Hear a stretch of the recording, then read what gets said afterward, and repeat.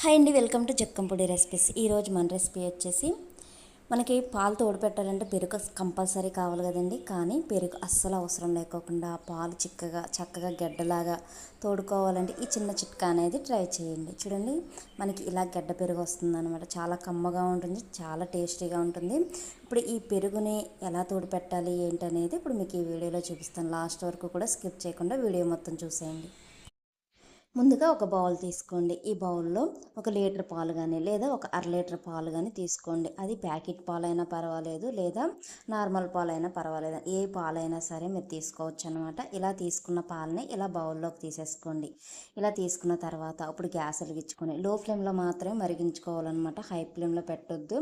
High ఫ్లేమ్లో పెడితే మనకి కింద అడుగంటిపోయి మాడవాసన వచ్చే అవకాశం ఉంటుందండి. లో ఫ్లేమ్లో పెట్టి మరిగించుకుంటే మనకి చక్కగా ఇదిగోండి రెడ్ కలర్లో పైన మీగడనేది ఇలా కడుతుంది, చక్కగా మరుగుతాయి కూడా.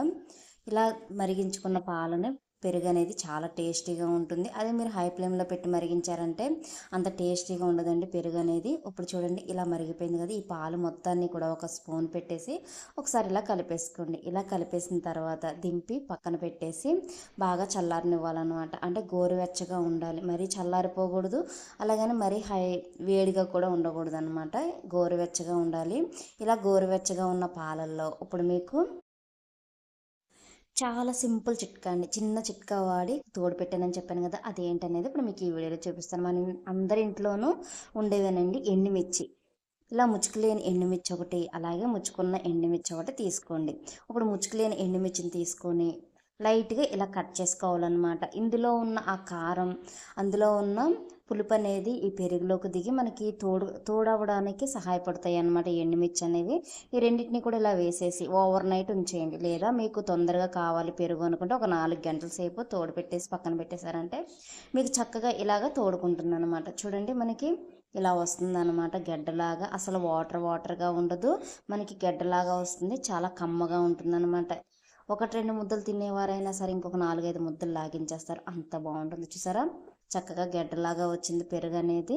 మరి ఇంకెందుకు ఆలస్యం, చల్లగాని పెరుగు కానీ పాలు తోడు పెట్టడానికి లేనప్పుడు కంగారు పడే పని లేకోకుండా ఈజీగా ఈ చిన్న చిట్కాని వాడి మీరు కూడా పెరుగు అనేది తోడు పెట్టేయండి. చాలా సింపుల్గా ఉంది కదా.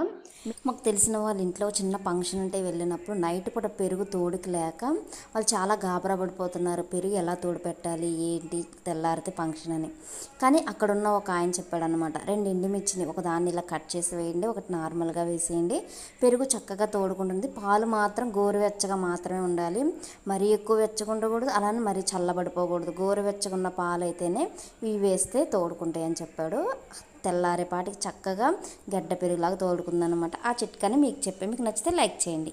మీకు కనుక నా వీడియో నచ్చినట్లయితే లైక్ చేయండి, షేర్ చేయండి, నా ఛానల్ని సబ్స్క్రైబ్ చేయండి. అలాగే కొత్తగా ఎవరైనా చూస్తున్నట్లయితే బెల్ ఐకాన్ ప్రెస్ చేసి అందులో ఆల్ అనే బటన్ ఉంటుంది, ఆ బటన్ ప్రెస్ చేసినట్లయితే నా నోటిఫికేషన్స్ అన్నీ కూడా మీరు చూడొచ్చు. Thank you for watching.